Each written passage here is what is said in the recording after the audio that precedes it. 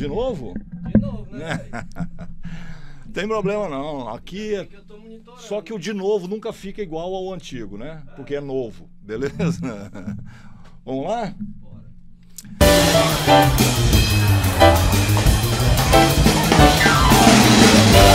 Jurubebas? Sim, Jurubebas, o pior e o melhor podcast do mundo. Muito bem. Hoje, de novo, vamos tratar aqui no Jurubebas de um assunto que me é muito caro, né?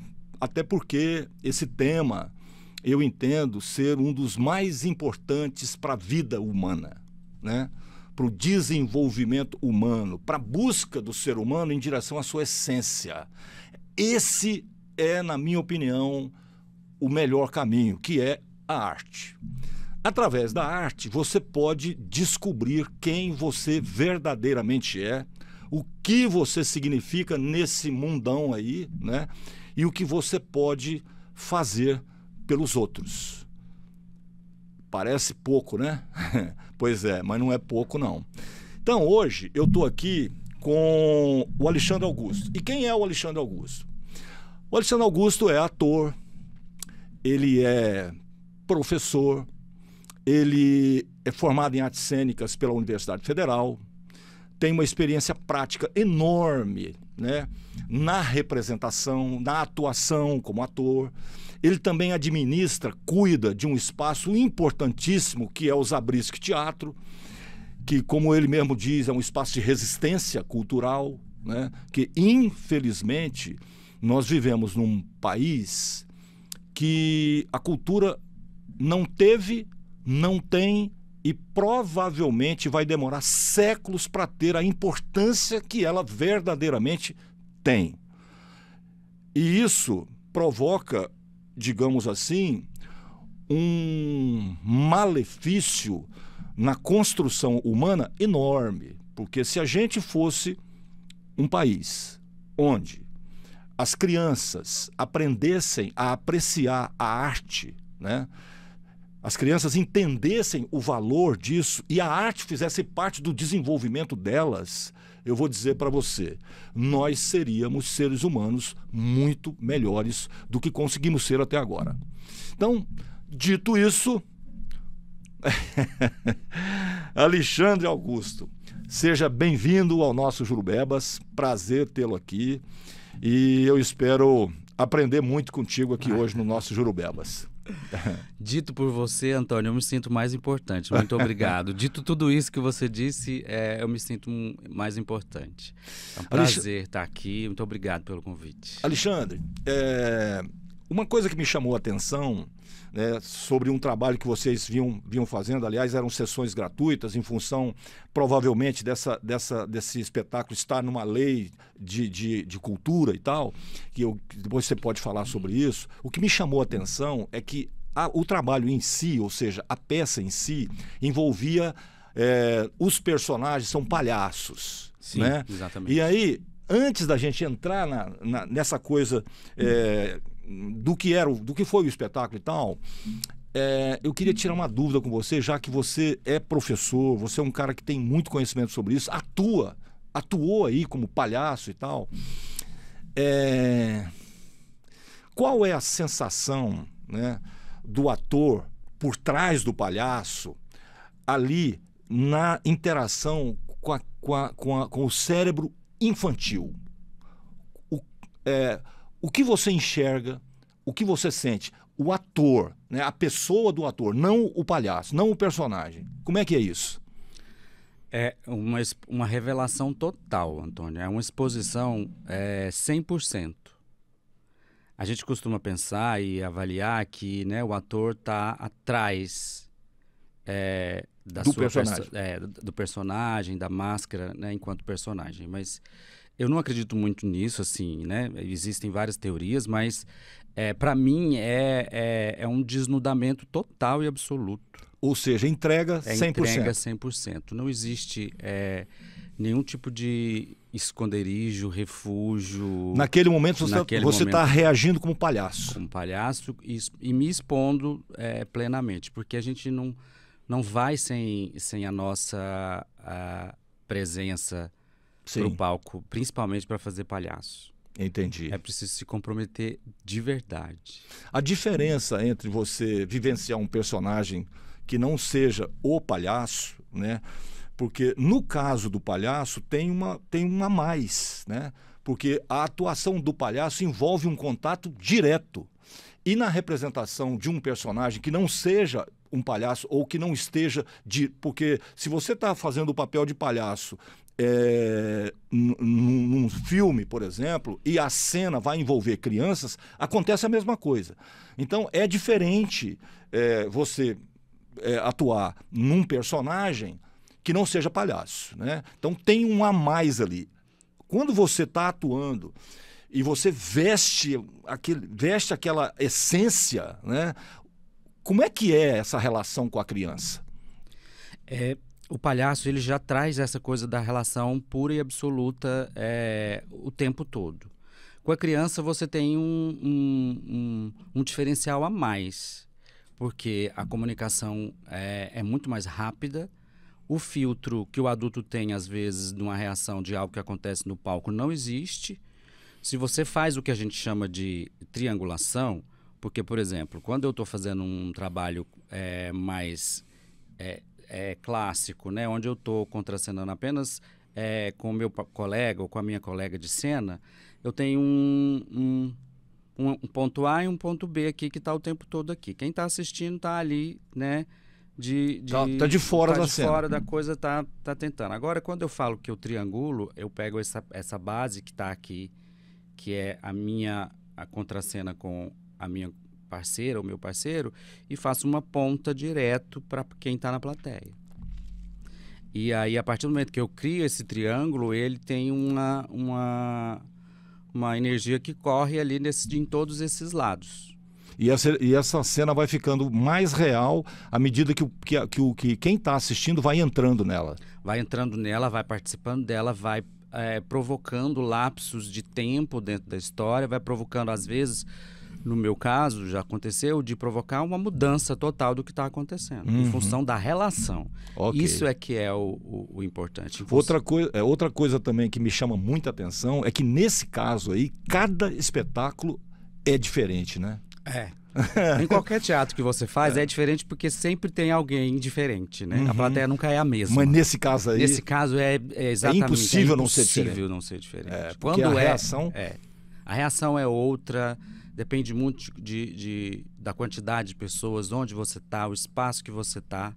E ela é direta e sempre você tem que ficar ligado não só no que você tem que fazer, que foi planejado, que foi ensaiado, que foi treinado, na sua técnica, mas você tem que ficar ligado no novo que vai acontecer a cada segundo. Quando eu era criança e ia ao circo, né, eu ficava assim, embevecido com a atuação do palhaço. À medida que eu fui ficando mais adulto, eu passei a observar a relação dele com as crianças. E é um negócio fantástico. Como que você... pode acessar uma criança com a arte, né, e ajudar essa criança em vários aspectos que farão total diferença na vida dela. Então, assim, é uma pena que as políticas públicas, vamos dizer assim, não tenham percebido isso, né, até agora, porque é impressionante como a arte é ausente na educação, né, nesse processo de educação das pessoas. Eu fico, assim, é impressionante, porque, cara, está mais do que provado, né, cientificamente, inclusive, o que a arte pode fazer pelas pessoas. Agora, você imagina o que a arte pode fazer por pessoas em desenvolvimento. Ou seja, faz total diferença. Tomara que as milhares de pessoas que hoje falam sobre isso livremente na internet, graças a Deus, né, possam provocar algum tipo de mudança, porque realmente o poder público no Brasil, principalmente, passa batido, assim, sabe? E vem com, assim, é sempre o que sobra, né? Exatamente. As verbas para arte são sempre menores, como se não desse retorno. As únicas pessoas que estão lutando por essas verbas e por essas leis e por esses editais são os próprios artistas. Sim. Em função de querer levar o sua trabalho para as pessoas, entendeu? E não deveria ser só isso. Não deveria ser só isso. As pessoas que por exemplo, pais, mães, representantes do povo, né? Gente que está no governo, deveria já ter percebido o benefício disso para a construção da sociedade. Exatamente. A gente sempre, quando tem um apoio, ao final a gente faz questão de dizer, olha, isso aconteceu por causa disso, porque teve esse apoio. E fala para as pessoas, quando vocês virem a gente aí na rua, em qualquer lugar, brigando, buscando, por favor, nos apoiem. Apoiem esses artistas que estão, porque a gente faz tudo isso em função desse momento, que é esse momento em que a gente se encontra. Então, deveria ser uma briga de ambos os lados. Com certeza. A sociedade deveria fazer parte disso, porque a arte é até infantil dizer isso, né? Mas a arte beneficia a sociedade de tal forma. Agora, é impressionante como ela foi embrutecida pelas forças contrárias a isso. Porque é óbvio que existe forças na sociedade que querem um ser humano mais bruto. Porque Sim. é o ser humano mais bruto que você consegue tocar como se fosse gado, na verdade. Porque a arte não. A arte ela vai abrir a cabeça dessa pessoa, essa pessoa vai entender um monte de outras coisas, ela vai prestar muito mais atenção no outro. Então teremos uma sociedade muito mais forte, muito mais coesa, muito mais exigente, né, com os seus direitos e tal. E aí, isso para quem quer manipular, para quem quer se dar bem em detrimento dos outros, não é um bom negócio, né? Não é um bom negócio. É melhor demonizar, com certeza, criticar, claro, né? Cortar do que incentivar e dar ouvidos e fazer com que isso chegue realmente às pessoas. Essa é uma batalha nossa, uma luta nossa, pessoal minha, pessoal do Grupo Zabriskie, em democratizar o acesso. Isso faz toda a diferença. Não só faz diferença, mas como é um trabalho muito difícil, viu? Muito. Eu conheci várias pessoas ligadas à arte, ao teatro, enfim, à música. Nossa, e é sempre a mesma luta. É sempre a mesma coisa, é sempre a mesma dificuldade, a mesma falta de proteção, falta de incentivo, falta de... É impressionante como nos últimos tempos nós tivemos aí a própria lei, o Gustavo, a Aldir Blanc, né? Enfim, algumas leis estaduais de alguns tempos para cá que estão fazendo alguma diferença, que já é alguma coisa, né? Já é alguma coisa muito boa. Mas, na minha opinião, poderia ser muito maior do que isso. Né? Poderia ser muito maior. Antônio, ainda mais pensando, enquanto a gente falava aqui no começo, antes de começar, ainda mais pensando nesse trabalho, tanto na música, no teatro, na dança, nas artes plásticas, no audiovisual, a gente tem um trabalho que ele é mais artesanal. Ele não faz parte da indústria. Porque toda a cadeia, né, cultural, da economia criativa, ela tem a indústria. E tem as pessoas que não estão fazendo porque é menor, porque não conseguiu chegar na indústria, porque querem fazer aquele trabalho daquele jeito. Naquele Por exemplo, âmbito. O nosso foco aqui do meu grupo aqui foi sempre querer atingir as crianças daqui, do estado de Goiás. Esse é o objetivo maior. O maior número de crianças possíveis aqui. Então, é um trabalho que realmente é artesanal. Ele precisa de amparo, ele precisa de apoio. Porque já não faz parte da indústria, já não faz parte né, já é algo que é totalmente contra a corrente. E uma corrente que não é a indústria, porque tem a indústria do teatro, né, comercial, do teatro. Então, isso gera uma necessidade de um cuidado muito grande, porque é nesse tipo de trabalho em que a gente vai encontrar as pessoas que realmente nunca vão ter oportunidade de irem a um grande centro urbano ou um centro da própria cidade onde ela vive. A gente tem muitas crianças aqui em Goiânia que não têm condições, mesmo que a gente coloque lá no centro da cidade uma peça gratuita, ela não vai ter condição de ir até lá. Ela não vai saber que existe. Então, isso precisa de um cuidado muito grande, e para as pessoas, para a sociedade entender isso, e para as pessoas que estão cuidando, né, das políticas públicas, é muito difícil. Porque além de você já estar fazendo arte, você ainda tem que brigar porque você não quer fazer parte de uma indústria que tem o seu papel. É preciso ter a indústria para que o alternativo aconteça, não acontece sozinho, mas é preciso entender que esse trabalho, que é igual que tem o meu ele é aqui, fundamental. Ele é fundamental e tem muita gente que quer fazer esse trabalho. Como é que foi o resultado desse espetáculo que foi oferecido gratuitamente? Assim, para vocês, né, do grupo, que já existe há mais de 20 anos, né? Faz 32. Pois é, ano. cara, é muito tempo, né? Como é que foi para vocês, assim, essa experiência? Deu o resultado que vocês esperavam? Olha, Antônio, a gente começou esse trabalho esse ano no primeiro semestre. Foram 3 espetáculos, na verdade, apresentados ao longo do ano. A gente teve 2 espetáculos no primeiro semestre e um agora no segundo. O resultado ele é super gratificante. As pessoas vão. A gente teve todas as sessões, se não me engano foram 15 ou 16, lotadas. As pessoas comparecem, as pessoas querem assistir. Ainda mais quando eu digo para você que o nosso trabalho é um trabalho muito... artesanal. Artesanal. A distância que a gente fica do público lá nos abris, que é essa distância que nós estamos aqui. Então eu consigo olhar realmente no olho da pessoa que está na plateia. Você consegue sentir a energia da pessoa de verdade. Então, a experiência quando ela não tem nenhuma luz te cegando, né? Porque não tem. Isso é importante, viu? Às vezes o artista está todo iluminado e tal, mas ele não está enxergando ninguém. Absolutamente nada. É um teatro grande. Exatamente. E, aliás, em muitos casos é de propósito mesmo. De propósito, faz parte. Então, quando a oportunidade acontece, né, em que a gente se predispõe, se organiza, se prepara e convida as pessoas, elas aparecem e a experiência é muito sublime. Legal. Sempre é. Quando você vê aquele resultado, né, assim, e é impressionante, assim, quando você vê o resultado, você pensa, meu Deus do céu, isso poderia estar acontecendo todo dia. Todo dia, em vários lugares, com e vários por outros muitos outros grupos artesanais. Exatamente. De teatro, vamos dizer assim, né? Exatamente. Poderia estar rolando isso aí. Por isso é que eu não entendo como os governos não percebem a ponte de acesso às pessoas que seria isso.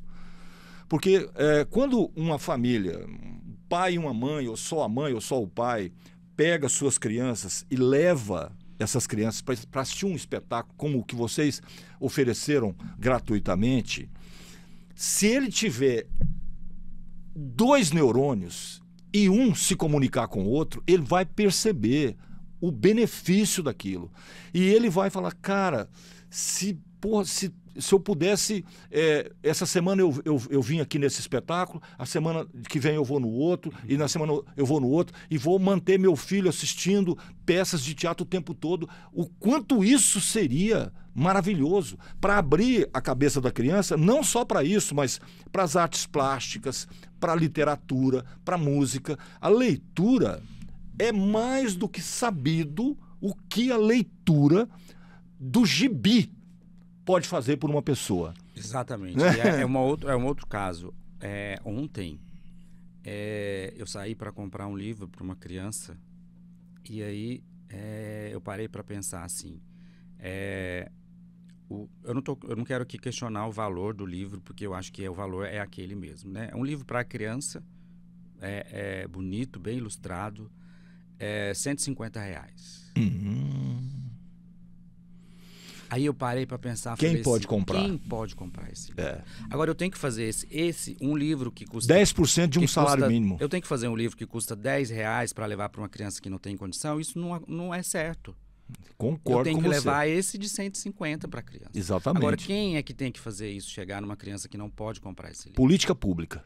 Porque o artista que criou o livro, o escritor, ele precisa, o trabalho dele. Claro, eu entendo perfeitamente. Agora, o que você tá esse livro, com essa qualidade de visual, de texto, de engajamento, precisa chegar. Agora, como é que faz? Não, tem jeito se essas pessoas se tocassem da importância disso e criassem políticas públicas. Porque eu vou te dizer, quando algumas empresas multinacionais no Brasil recebem incentivos fiscais, desonerações que eu absolutamente não concordo, porque essa conversa fiada de que não, eu vou te desonerar de alguma maneira para você oferecer mais emprego, isso nunca ocorreu. Nunca. Isso nunca acontece, isso é uma falácia, isso é uma mentira, não é verdade.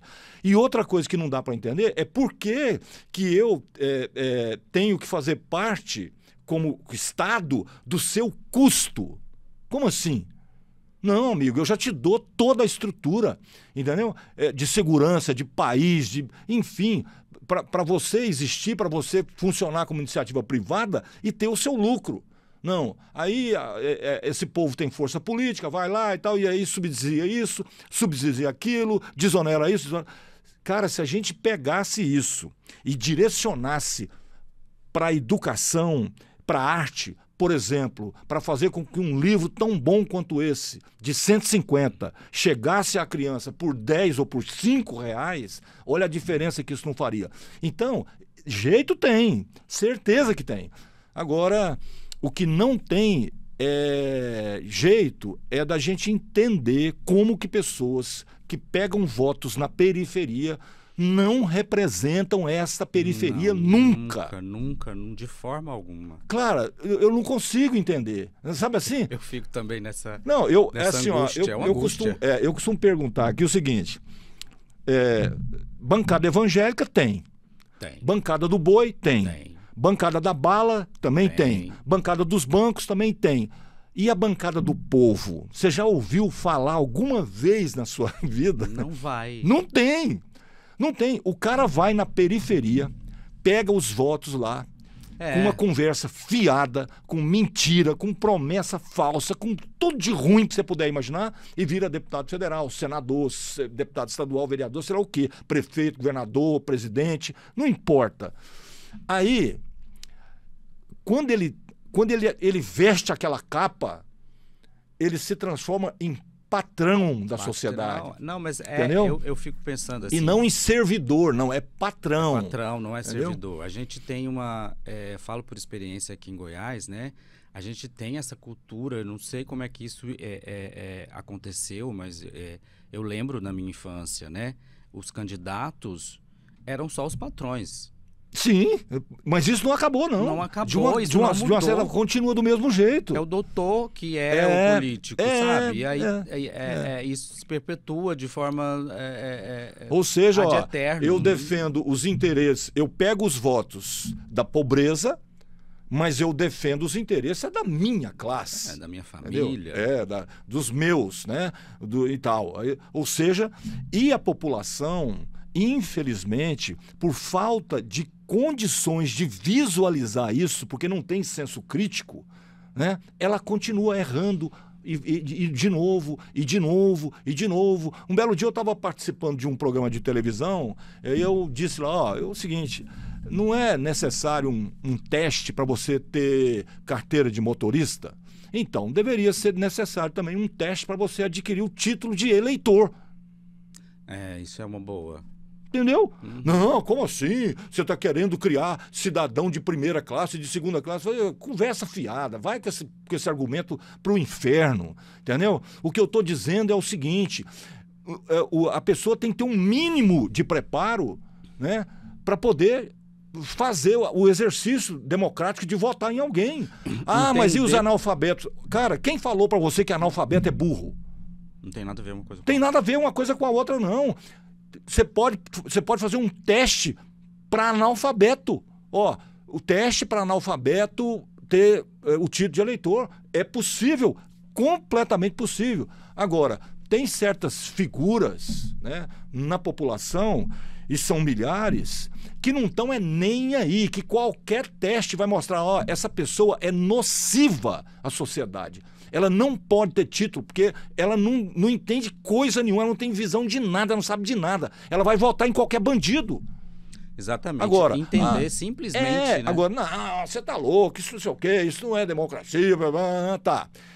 Esse discurso serve para manter esse status quo. Entendeu? Esse discurso de não, como assim? Então é só os letrados é que vão ter título, você vai criar uma casa. Não estou falando disso, não. Eu estou falando de você ensinar as crianças lá do primeiro aninho a enxergar o entorno dela, a dizer para ela, olha, deixa eu te falar, é muito importante as coisas que acontecem dentro da sua casa, beleza? Mas também é muito importante as coisas que acontecem fora da sua casa. Quando eu digo, ó, cidadão, aquele sujeito, ó, não, eu pago os meus impostos, eu sou um bom pai, eu sou uma boa mãe, eu garanto a educação dos meus filhos, tá, e que mais? Como assim? Não, isso aí é só meio cidadão. Cidadão de verdade é aquele que, além de tudo isso, ele pensa o seguinte, escuta, como é que a rua lá fora está sendo cuidada? Ela tem asfalto? Ela tem esgoto? Ela tem energia? As coisas, a segurança está funcionando? Não está funcionando? 50% da sua preocupação tem que estar direcionada ao coletivo. Senão você não é cidadão, não. Você é só um egoísta que só vê o seu próprio rabo e mais nada. Não, cidadão de bem. Que cidadão de bem o quê? Conversa fiada, entendeu? Então, infelizmente, para ter essa noção, né, de que o que acontece fora dos muros da nossa casa, das nossas casas, é fundamental para a nossa vida. Então, me interessa sim se tem criança passando fome. Me interessa sim se a segurança não está oferecendo o que deveria. Me interessa sim saber que não tem esgoto naquele bairro, entendeu? Ou que as ruas estão esburacadas, ou sei lá o que, não tem iluminação. Tudo isso tem que me interessar, porque eu não pago meus impostos. Eu não dei um voto para alguém gerenciar tudo isso. As pessoas nem se lembram em quem elas votaram, cara. Você entendeu? Então, assim, quando você começa a ir nessa direção, aí você percebe por que a arte não é valorizada, por que não existe política pública pro basicão do basicão do basicão. Por exemplo, esgoto, né? As deficiências de esgoto sanitário que ainda existem no Brasil são um absurdo, cara. Mas por que isso? Não, porque, ó, enterrou lá, ninguém vê, não dá voto.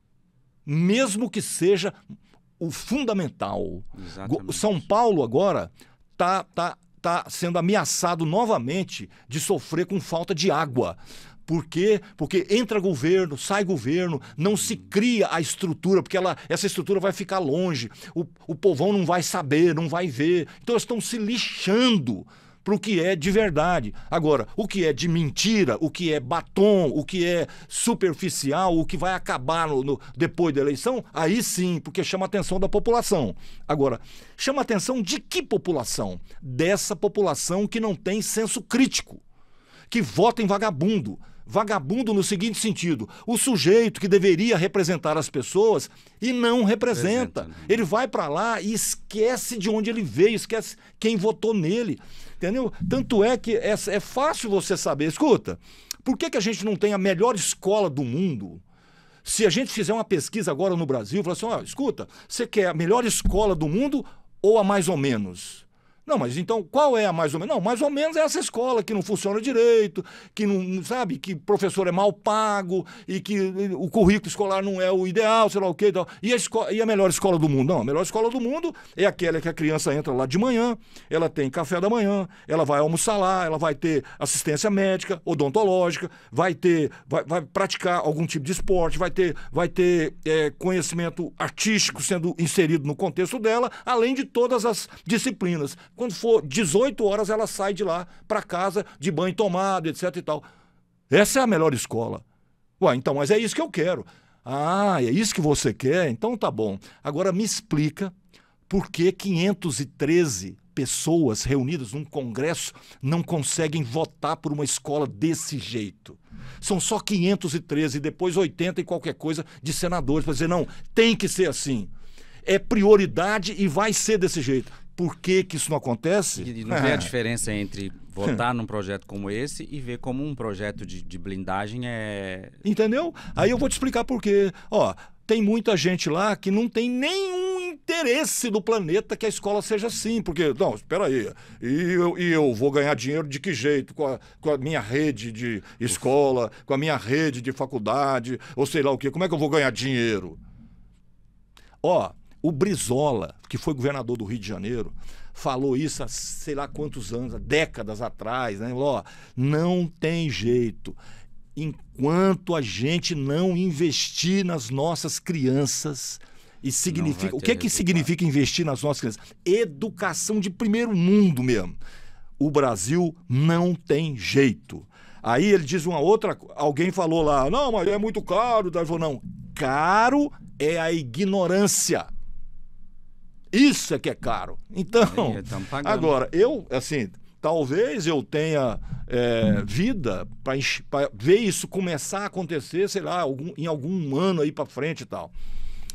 Mas, assim, eu não acredito muito não, viu? Porque, olha, adquirir senso crítico não é uma tarefa fácil. Não é uma tarefa fácil, precisa de uma dedicação muito grande de ambas as partes, como você estava dizendo, né? Sim. Não é só o poder público, mas a família também, né? As pessoas precisam Com entender certeza. a necessidade. Mas se uma pessoa precisa lutar o mês inteiro para poder comer, como é que ela vai pensar nisso? Eu assim, é uma armadilha, né? Que a gente caiu há muitos anos, há décadas. Eu costumo dizer que desde o descobrimento. Nós estamos num país que as coisas foram sendo feitas de algum jeito para escravizar 90% da população.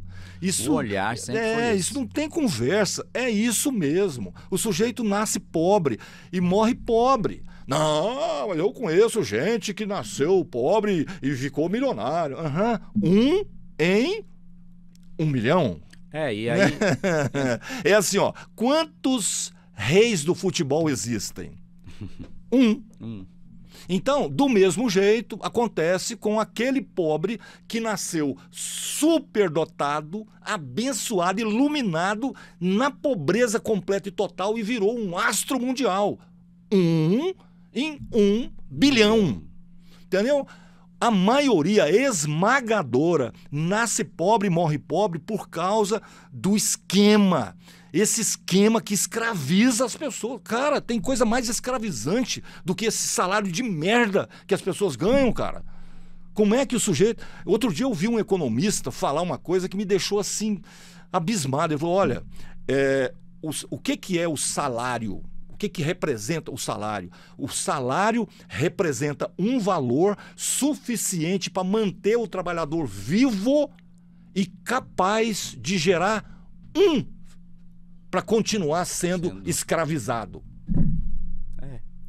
Ou seja, você entendeu a loucura que é isso, cara? Então, agora, enxergar isso, ver isso e reagir contra isso, só tem um jeito, se você tiver senso crítico. E aí, é na conversa, no churrasquinho, no futebol, não sei aonde, e vai alastrando. Hoje tem rede social, daqui a pouco um monte de gente falou, cara, peraí, é isso mesmo, entendeu? E aí as pessoas vão pra rua. Por exemplo, agora há pouco aí, ó, o governo não conseguiu aprovar lá isenção para quem ganha até 5 mil. Por quê? Porque milhões de pessoas foram pra rua.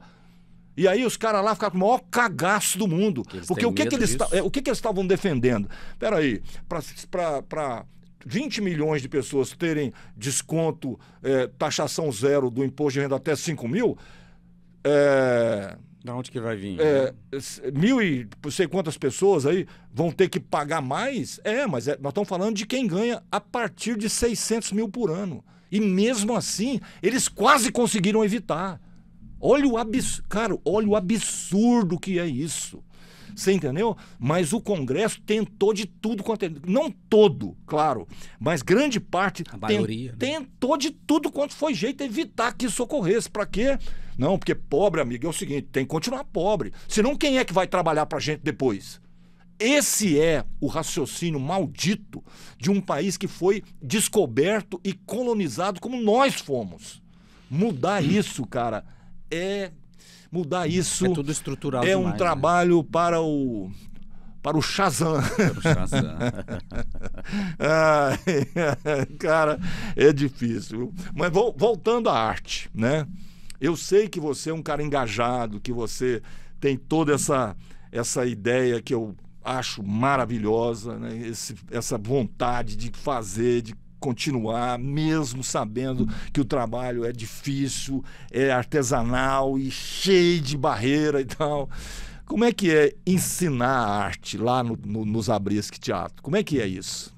Olha, ensinar, falando levando em consideração o que a gente estava falando agora, o fato da criança ou do adulto ou do adolescente ter acesso, né, a uma aula de arte, seja ela de música, de teatro, de dança, é um ato também político transformador Com certeza. E muito crítico. É muito interessante, porque o teatro, ele é falando, né, da minha área, é uma arte totalmente coletiva.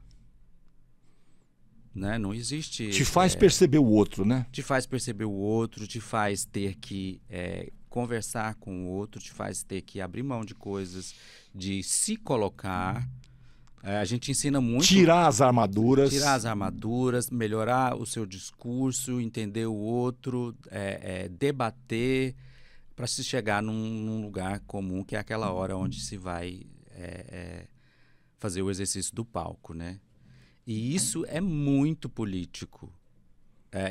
Isso ensina você a ter uma consciência muito grande de quem você é, do seu corpo, da sua vida, e um olhar sobre o outro. Porque não existe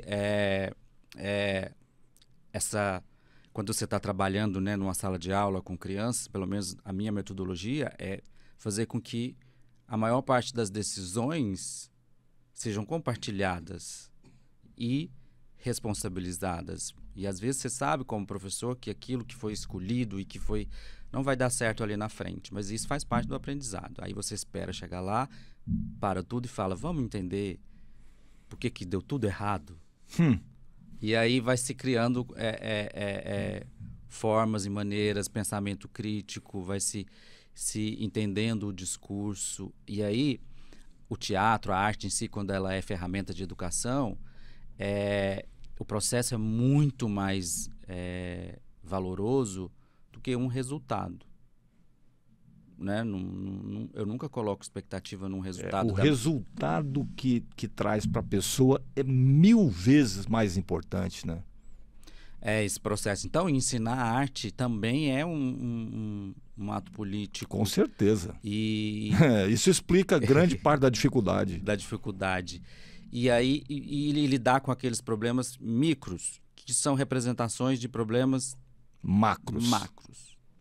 E aí a criança sai dali com capacidade para discutir outras coisas dentro da esfera dela. Ela sai transformada, né? Esse o grande problema. Às vezes a própria família não quer, porque não, esse menino mudou, esse menino agora ele tá irritante, ele, sabe, esse moleque agora ele acha que sabe, ele acha o quê? Ele acha que tem direito de existir como ser humano? É isso?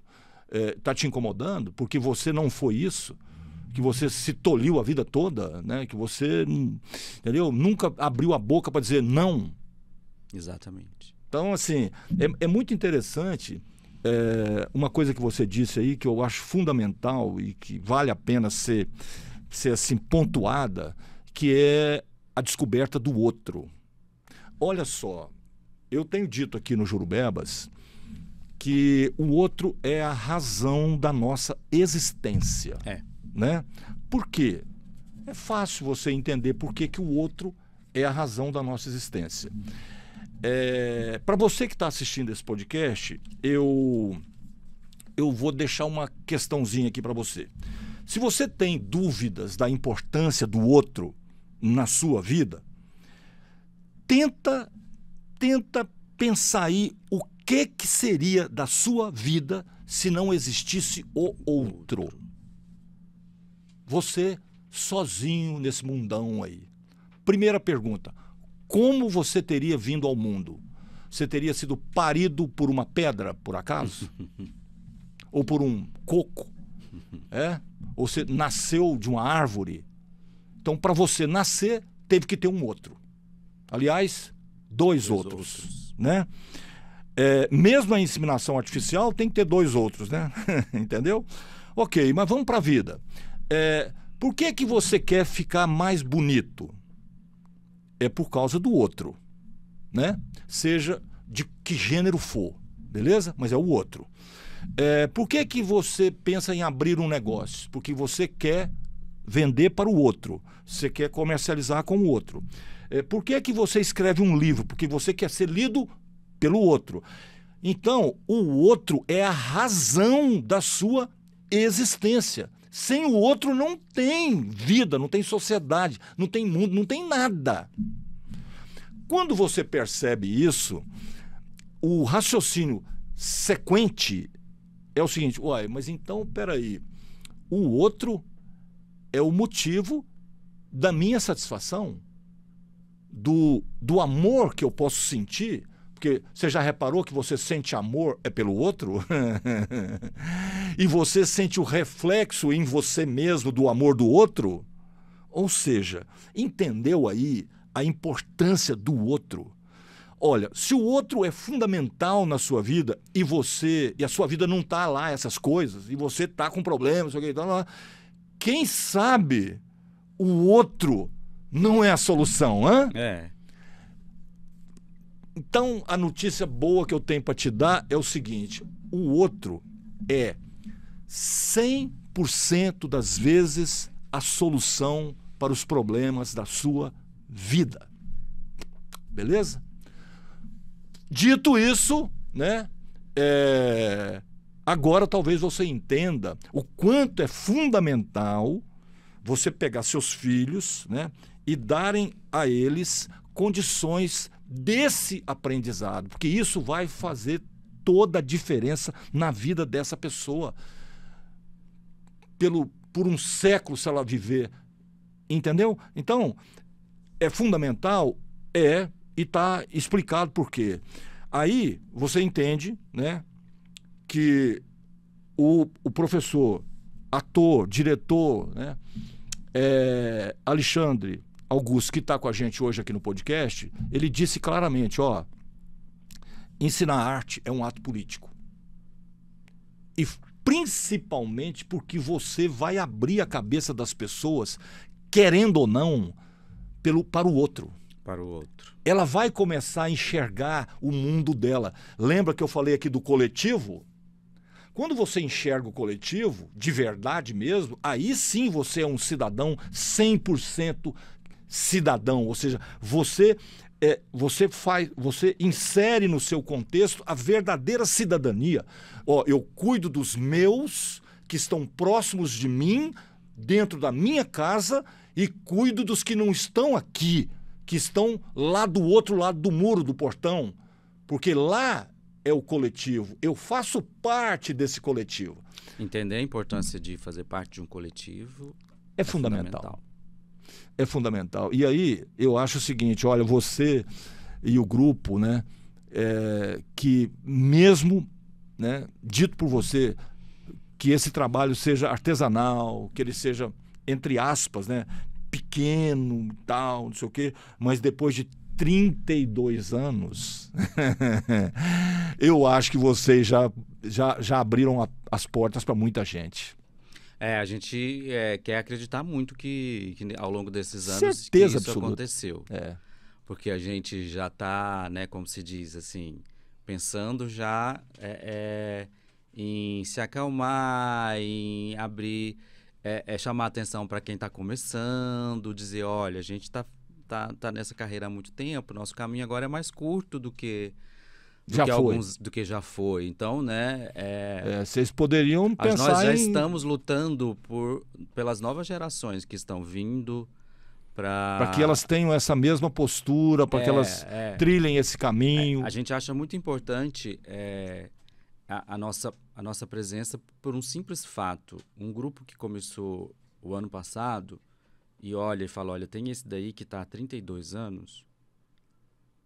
Então é possível a gente começar. Com certeza. Isso pra gente é muito caro hoje, nesse processo que nós já estamos, né, de muitos anos de trabalho, de pensar que o teatro não é, a gente. O teatro é o teatro e ele precisa de artistas, ele precisa de pessoas para estar aí, né? Ele precisa de ativistas, né? Precisa de ativistas o tempo todo e para a gente é muito importante. Eu sei garantir que as pessoas possam começar um grupo hoje. Eu sei que o Zabriskie já participou internacionalmente, né? Em alguns momentos. Como é que foi, por exemplo, na França? Como é que foi o feedback lá?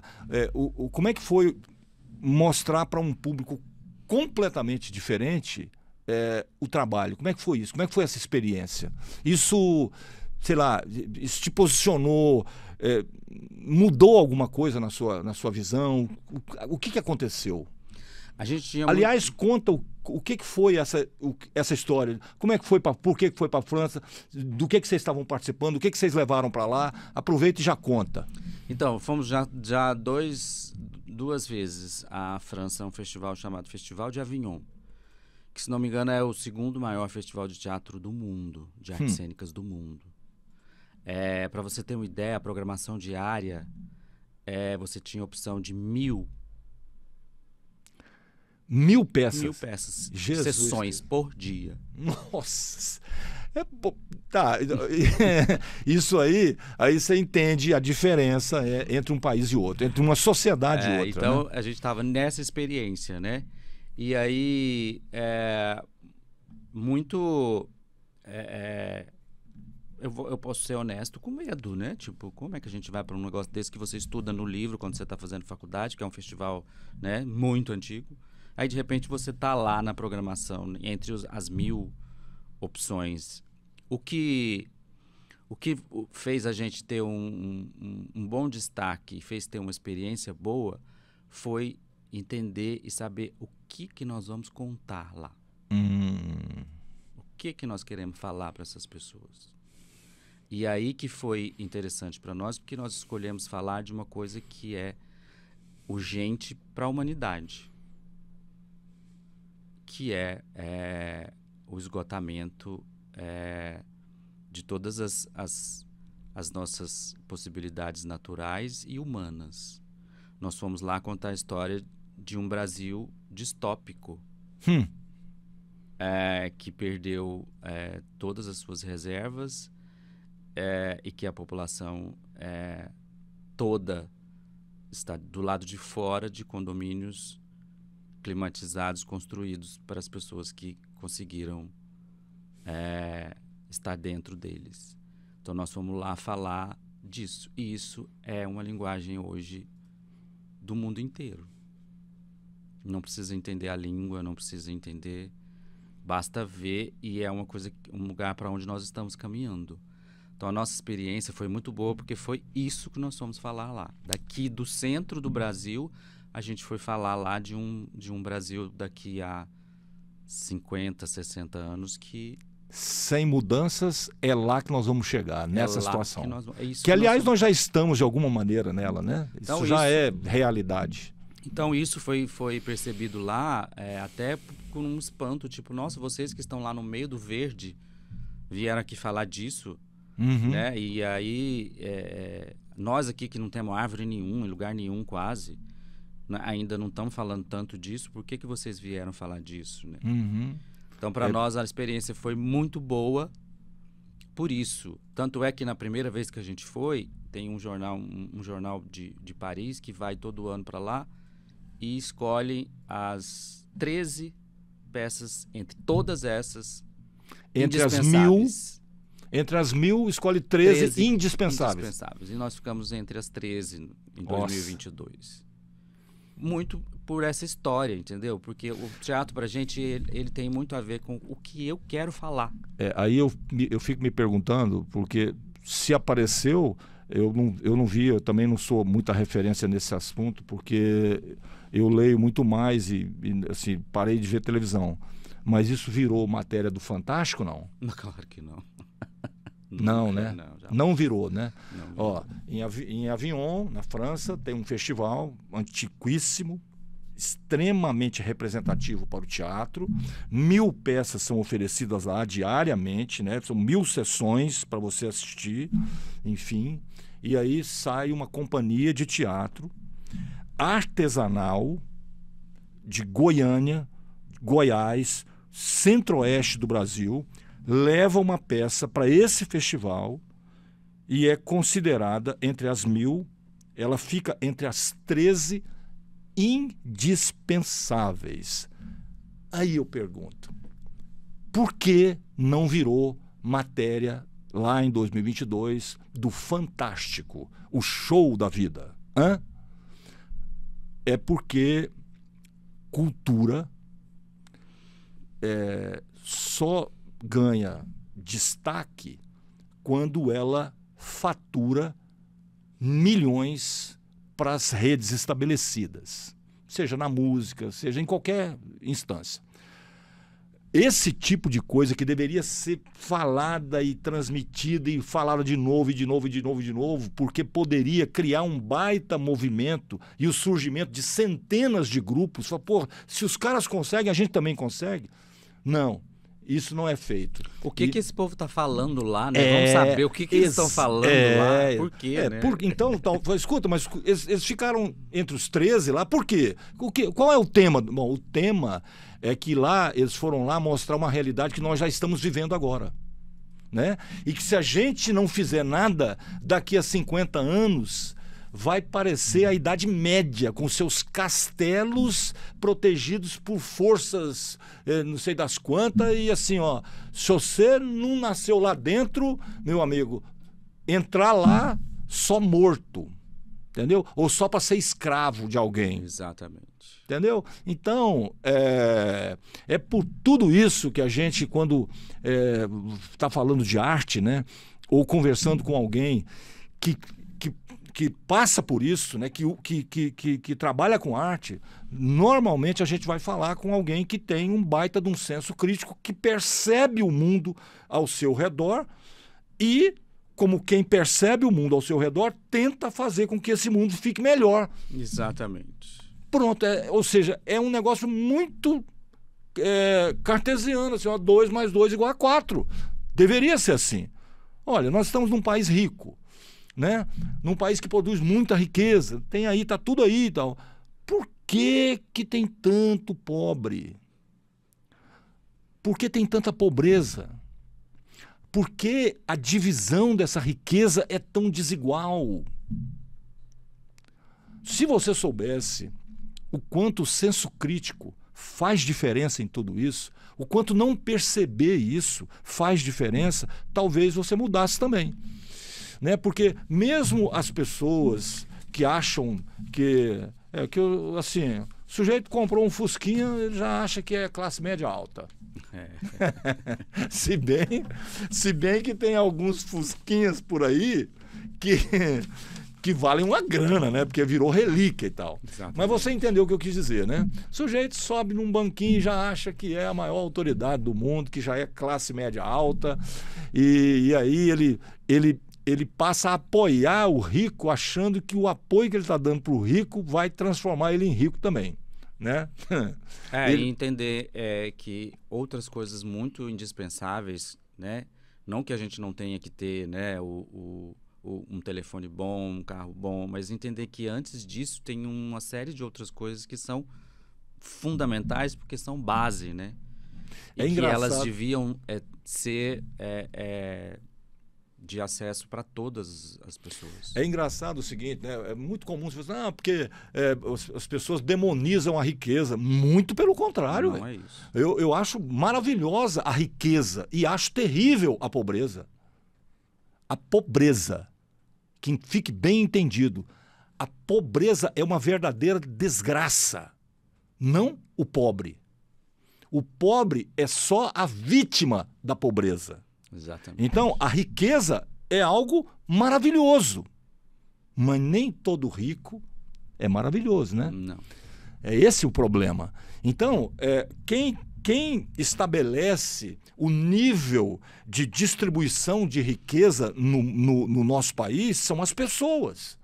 E, normalmente, as pessoas que têm poder.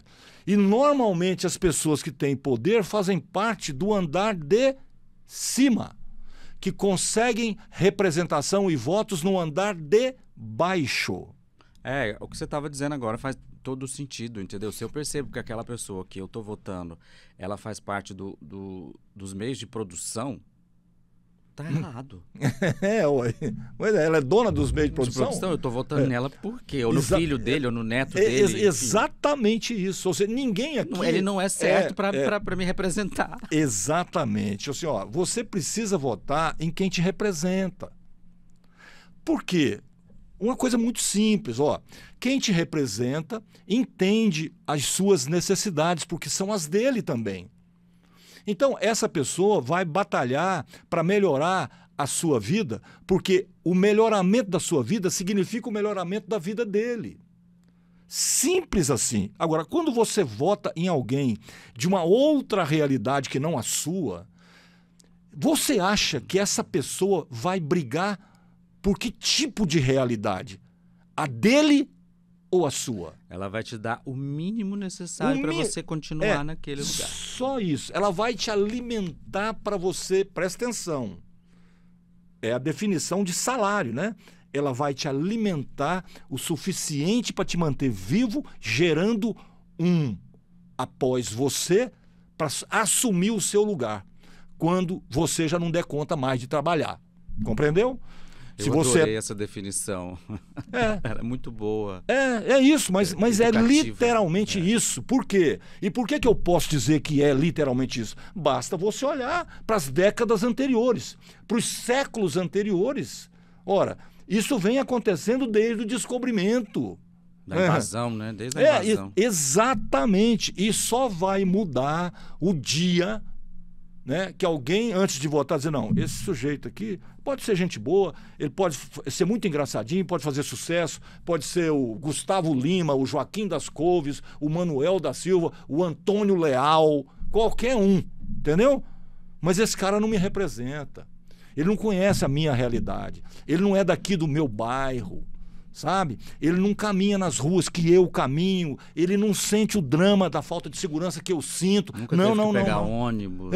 Ele não pega o ônibus que eu pego, ele não passa pelo que eu passo. Eu preciso votar, eu preciso botar alguém lá na Câmara dos Vereadores da minha cidade, que entende os meus problemas, que vivencia a vida que eu vivo aqui. Esse cara pode mudar alguma coisa a nosso favor. E a gente, não. Ele vai votar no filho do não sei quem lá, que nunca nem passou lá, que chega lá engravatadinho, bonitinho, barbeado, não sei mais o que e tal, com cara de executivo de sucesso, que nunca mais vai voltar lá, a não ser na próxima eleição.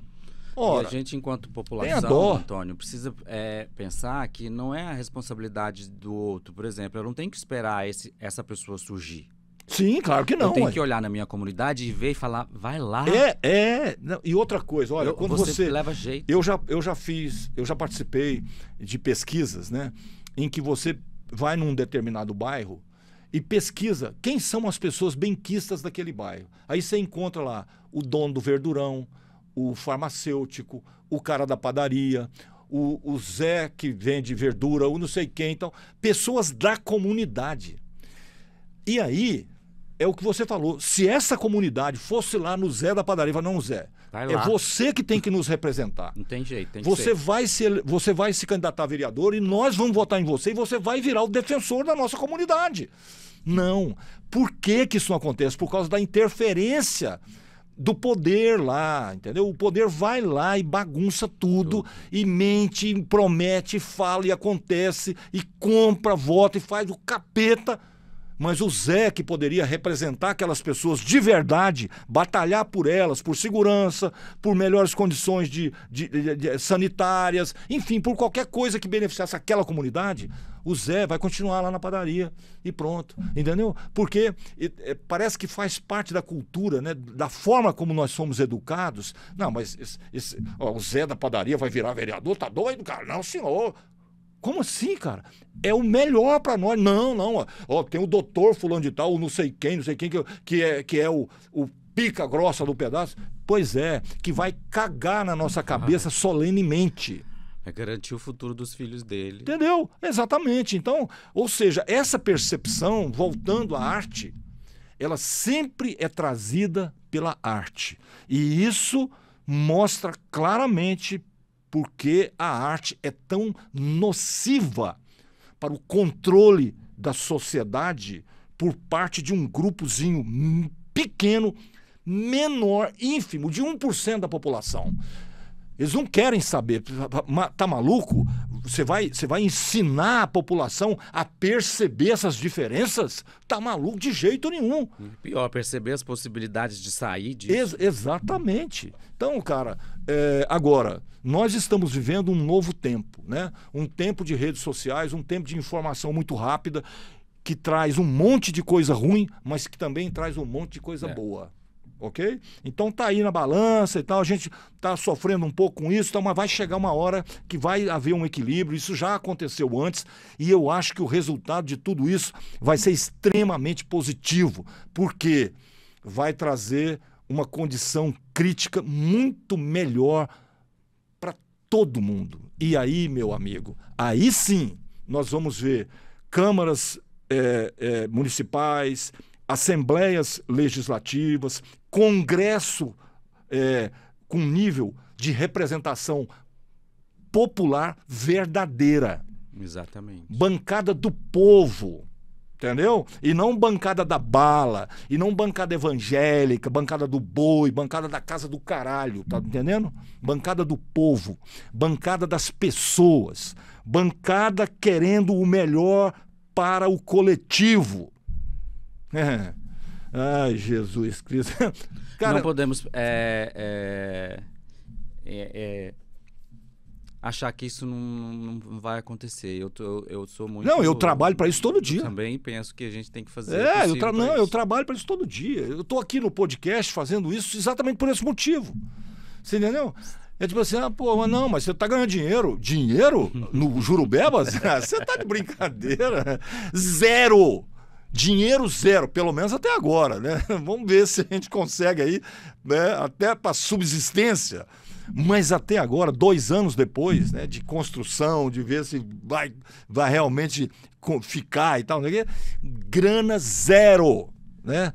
Agora, o prazer de infernizar esse povinho lá que tenta escravizar, esse é impagável. Ai, ai, Alexandre Augusto. Sim. Quando a gente convida as pessoas para virem aqui, eu costumo perguntar, assim, como que quase para encerrar o podcast, o seguinte: quando você estava vindo para cá, e você, cara, tá aí, eu vou participar do podcast, Jurubebas e tal. Esse cara do Jurubebas poderia me perguntar tal coisa, porque seria muito importante para mim, para o trabalho, sei lá, falar sobre esse assunto. Isso ficou fora da nossa conversa aqui? Se ficou fora, a hora é essa. Não ficou fora, de forma alguma. Porque o nosso trabalho, né, lá no Zabriskie, ele é todo pautado em cima do que a gente falou aqui hoje. A gente já foi questionado, a gente já foi, como é que fala, nas redes sociais, né? Tipo, já foi invadido por ser considerado um antro da esquerda, um antro né? Antro da esquerda, já tivemos, anticomunistas, não sei o quê. Já tivemos espetáculos censurados, Jesus assim, Cristo. Por tratar de temas urgentes para nós e para a comunidade. Então, quando eu entendi qual era a pegada do podcast, eu falei, qualquer coisa que a gente falasse, se for dentro daquilo que eu vi, é isso que é o nosso caminho. É isso que eu preciso dizer. E aí eu queria agradecer a Carla aqui, que é a nossa assessora de imprensa, por ter feito essa ponte para a gente encontrar, porque a gente precisa se encontrar, né, para poder falar verdade. Essas coisas que a gente está fazendo, porque é muito importante. Então, assim, eu vim totalmente falando, se for dentro disso que eu vi que ele faz, é isso que a gente quer. Beleza. Para nós é fundamental. A gente não separa uma coisa da outra. A nossa arte, ela é totalmente... Não gosto de usar a palavra engajada, mas ela é totalmente pensada para poder dizer para o outro, olha, Vamos fazer parte de algo que... Ela tem que muda. fazer sentido nesse aspecto, né? cara? Porque primeiro ela faz para nós, e aí a gente Sim, senhor. simplesmente compartilha aquilo que a gente acredita com uma verdade muito grande. Eu já tive propostas, né? Ó, não, vamos pegar o podcast, pá, e bola e tal. Não vamos não, entendeu? Não vamos não, porque o objetivo não é esse. Eu já passei dessa fase. A gente também entendeu? já teve, olha, não, essa peça de vocês é maravilhosa, a gente queria uma peça de vocês, mas dá para poder... Pois é. Não Dá falar pra mudar, disso. dá pra você pegar mais leve, não, você pega pesado, não dá, cara, não dá. Não tem você como. tá entendendo? É tipo assim, ó, o dinheiro, o pseudo-sucesso, milhões de visualizações, então, cara, assim, ó, deixa eu te falar, eu ficaria muitíssimo satisfeito, assim, seria um regozijo, entendeu?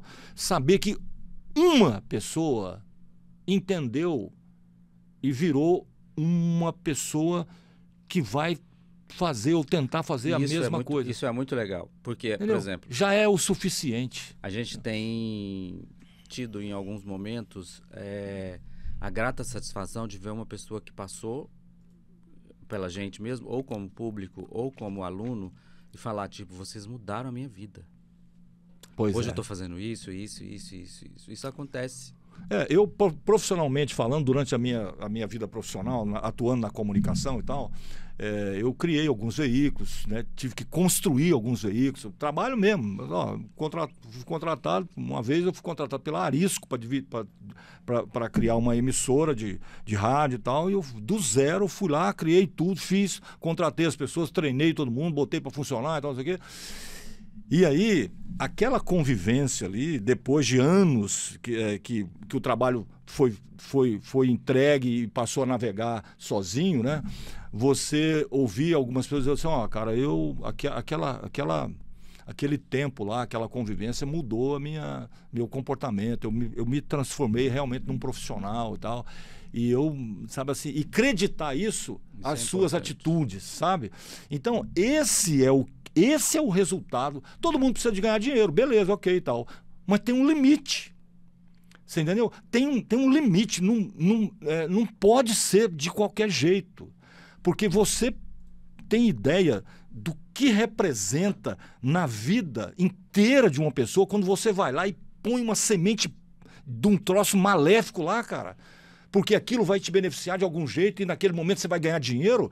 Para com isso. Então, assim, não preciso, eu nunca precisei, entendeu? Eu estou satisfeito com o que eu tenho, tá passando de bom, e tá tudo certo, e beleza. Agora, mas então você não sonha em ter uma Ferrari, em ganhar uma grana?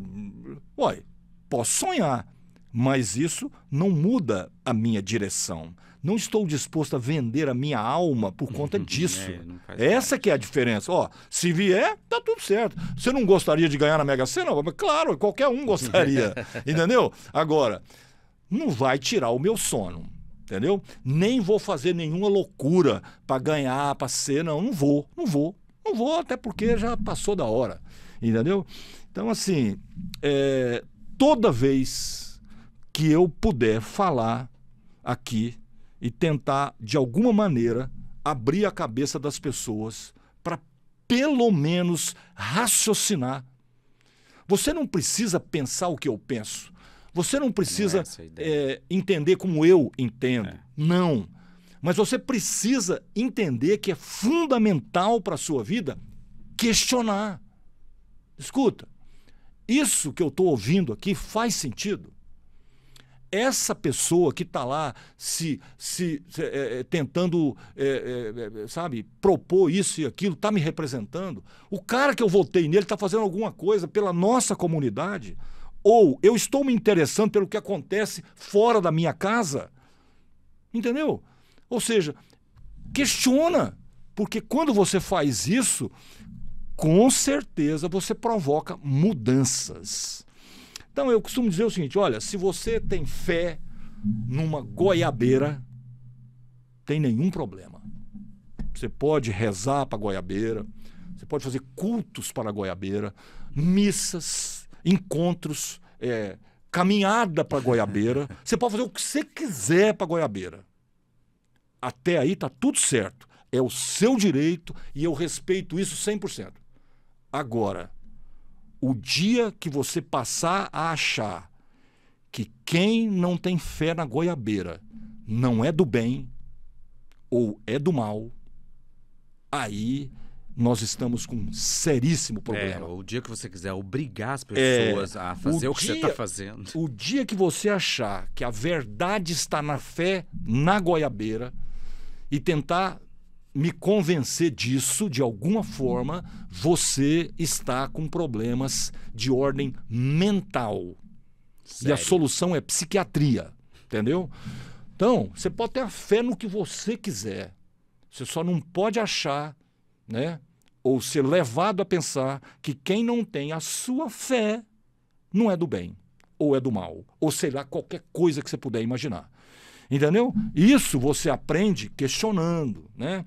Isso você aprende valorizando o outro. Isso você aprende entendendo que o seu espaço, né, ele deveria ser usado para acolher e não para expulsar. Então, fica aqui essa mensagem que a gente passa aqui sempre que é possível, apesar de muitas pessoas não entenderem, não aceitarem, tal, e eu estou andando para isso. Vamos aproveitar e convidar as pessoas para irem ao teatro. Nós estamos caminhando para que o teatro seja a única arte provável daqui a alguns anos que vai estabelecer uma relação direta entre duas pessoas. Porque o teatro, eu estou falando isso para os meus alunos e para todo mundo o tempo inteiro esse final de ano. É uma coisa muito simples, mas as pessoas precisam entender que para que exista o teatro, para que o fenômeno teatral aconteça, é preciso ter um ser humano na frente de outro ser humano. Uhum. Pode ser só duas pessoas. Mas a relação vai ser benéfica. Ela não vai existir se houver qualquer tipo de interferência ou de meio de comunicação que não seja a presença. Então, tipo, vamos ao teatro, vamos levar as nossas crianças para assistir peças de teatro. O teatro, ele é a arte do encontro, né? Vamos encontrar, vamos não só assistir, mas vamos depois também conversar com as crianças sobre o que aconteceu, sobre aquela peça. Eu acho que essa é uma coisa que a gente está fazendo muito. Tipo, todo mundo do teatro está querendo... Estamos fazendo uma corrente aí para as pessoas, né, irem ao teatro. Porque se você entrar, ou se você se encontrar, tenho certeza que a experiência vai ser boa. E eu quero aproveitar a sua fala para deixar aqui uma ideia, né? Uma proposta que eu faria se eu fosse vereador, se eu fosse deputado estadual, se eu fosse deputado federal, senador, qualquer coisa. Ou se alguém, né, alguém da área aí, se vereador, deputado estadual, federal, senador, qualquer um estiver ouvindo, eu tenho uma proposta aqui que eu gostaria de fazer o seguinte, que uma sala de teatro fosse colocada em cada escola municipal, estadual e federal deste país, né? Para a atividade teatral começar em todos esses níveis, em todos esses lugares, para as crianças terem acesso lá uma vez por semana a uma peça feita por um grupo de alunos diferente do outro e tal, mesmo que fosse o maior beabá do planeta, não tem problema. Para que aos finais de semana as crianças convidem as famílias para virem. Sim, sim, entendeu? Então assim, ó, uma sala de teatro, mesmo que seja um galpãozinho improvisado, não tem problema, tá? Mas uma em cada escola deste amado Brasil, beleza? E aí eu tenho certeza, assim, eu posso escrever para você em qualquer lugar aí para dizer, ó, vamos ver o resultado disso daqui a 20 anos. Aí, ou seja, então, é um sonho, né? É um sonho. Mas quem sabe algum maluco aí não assiste, né, o nosso podcast faz. e transforma isso em alguma demanda, e isso não vira uma coisa que a população queira e tal, e tem que ser, e aí apareça lá uma sala de teatro pequena, simplesinha, com um tabladinho lá e tal, não sei mais o que, pra gente praticar isso desde a pequena infância até lá no Cefete, beleza? É isso. Cara, foi um prazer bater esse papo contigo. Muito obrigado por ter vindo aqui e parabéns pela obra, pela vida, pelo trabalho, pela resistência. Eu que agradeço. Foi um prazer muito grande estar aqui. Eu acredito muito nas coisas que você propaga por aí. Parabéns. Continue na resistência. É uma resistência de lá e de cá.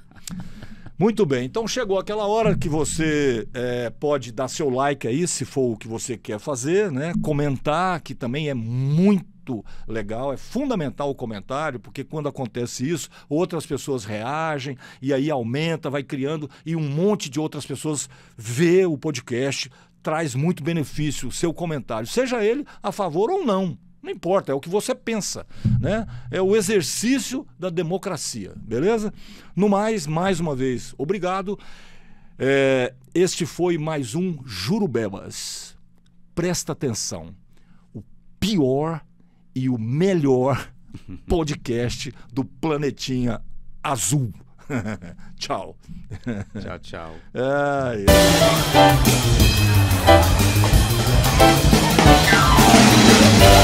Jurubebas.